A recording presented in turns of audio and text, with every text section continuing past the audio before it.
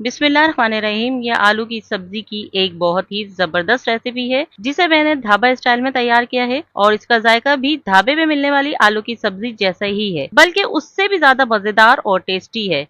इसे हम घर के मसालों से आसानी तैयार कर सकते हैं, वो भी फटाफट, और इसकी तैयारी में ज्यादा मेहनत भी नहीं करनी होती। अस्सलाम वालेकुम, टेस्टी फूड विद सलमा में आपको खुश आमदेद। तो चले मजेदार जायकों के जहान में, जहां आज मैं बना रही हूँ ढाबा स्टाइल आलू की सब्जी, जिसके लिए मैंने ये करीबन 600 ग्राम आलू लिए हैं। और अब मैं आपको इन आलूओं को कट कर कर दिखाती हूँ। ये देखिए, इस तरह से हम आलूओं को कट करेंगे। ये ढाबा स्टाइल आलू की सब्जी बहुत ही मजेदार और जबरदस्त होती है। ये देखिए, इस तरह से हमें आलूओं को कट करना है। इस साइज की आलू की कटिंग होना चाहिए। इसी तरह से हम सारे आलूओं को कट कर लेंगे।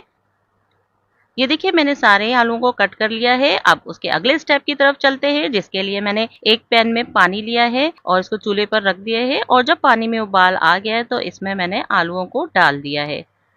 अब मैं इन आलूओं को करीबन 4 मिनट उबालूंगी। साथ ही इसमें मैंने एक चाय का चम्मच इस वक्त नमक डाल दिया है। और नमक को डालने के बाद इसे हम अच्छी तरह से चलाएंगे। और जब बहुत अच्छी तरह से आलूओं में उबाल आ जाएगा तो आँच को हम दरमियाना कर देंगे। और ये देखिए, अब आलू हमारा जो है ये गलने के करीब हो गया है। और तकरीबन ये आलू हमारा 80% इस वक्त कुक हो चुका है। मैं अब आपको हाथों से भी तोड़कर दिखाती हूँ। आपको अंदाजा हो रहा होगा कि ये आलू 80% कुकड है। और अब मैं इन आलूओं को पानी से निकाल लूंगी। ये देखिए, इस तरह से हमें सारा पानी इसका स्ट्रेन कर लेना है। अब उसके बाद मैं अगले स्टेप की तरफ चलती हूँ, जिसके लिए मैंने एक पैन लिया है और उस पैन में मैंने थोड़ा सा ऑयल डाला है। और ऑयल डालने के बाद अब मैं इसके अंदर प्याज डाल दूंगी, जिसे मैंने मोटा मोटा काटा है। अब मैं इस प्याज को सौते करूंगी। ये देखिए, इस तरह से हमें इसे अच्छी तरह से चलाना है और प्याज को भी थोड़ा थोड़ा सा हम तोड़ लेंगे। और उसके बाद अब मैं 10 अदद हरी मिर्च लिया है कि मैंने बीज निकाल लिए थे और इसे मैंने स्लाइस में कटिंग भी कर लिया है। कटिंग आप अपने हिसाब से भी कर सकती हैं। तकरीबन मैंने इसको 1 मिनट सौते किया है और उसके बाद मैं इसे निकाल रही हूँ। हमें किसी भी चीज़ का कलर चेंज नहीं करना है, बस सिर्फ हमें इसे सौते करना है।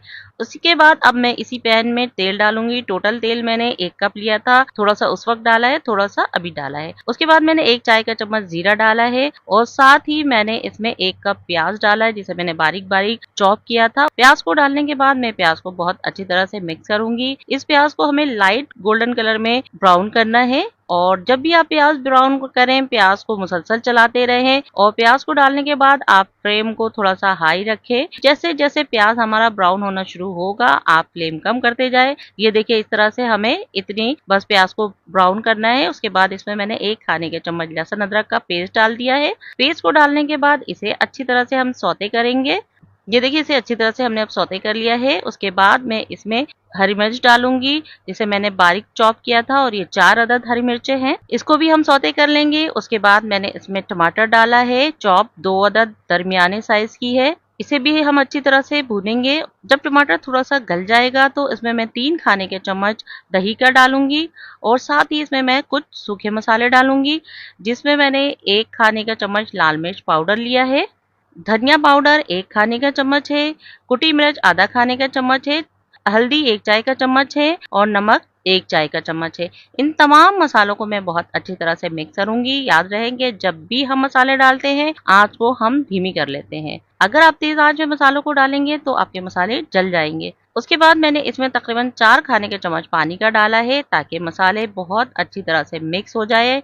उसके बाद मैंने 1 कप हरा धनिया लिया था, उसकी डंडियां मैंने इस वक्त सिर्फ डाला है। और उसे डालने के बाद इसे अच्छी तरह से मिक्स करेंगे। हरे धनिया की डंडी सालन में एक बहुत ही जबरदस्त टेस्ट और खुशबू पैदा करता है, आप इसे जरूर डाला करें।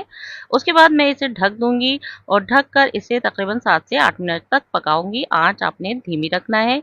ये देखिए, 8 मिनट के बाद हमारे मसाले बहुत अच्छी तरह से भुन गए हैं, क्योंकि आपको नजर आ रहा होगा कि इसके अंदर तेल अलग हो गए हैं और मसाला बिल्कुल अलग हो गया है। चमचे की मदद से हम टमाटरों को अच्छी तरह से मैश करेंगे, ताकि इसकी बहुत अच्छी सी ग्रेवी बन जाए। और जब ये अच्छी तरह से मिक्स हो जाएंगे तो इसमें मैंने आलू डाल दिया है और हरा धनिया के पत्ते डाले हैं और आधा चाय का चम्मच आमचूर पाउडर भी इसी वक्त डाल दिया है। ये आलू की सब्जी में बहुत अच्छा टेस्ट पैदा करता है, आप इसे जरूर डालें। और उसके बाद मैं इसे बहुत अच्छी तरह से मिक्स कर लूंगी। ये देखिए, इस तरह से हमें इसे आलूओं में मिक्स कर लेना है, ताकि सारे मसाले आलूओं के अंदर भी एब्जॉर्ब हो जाए।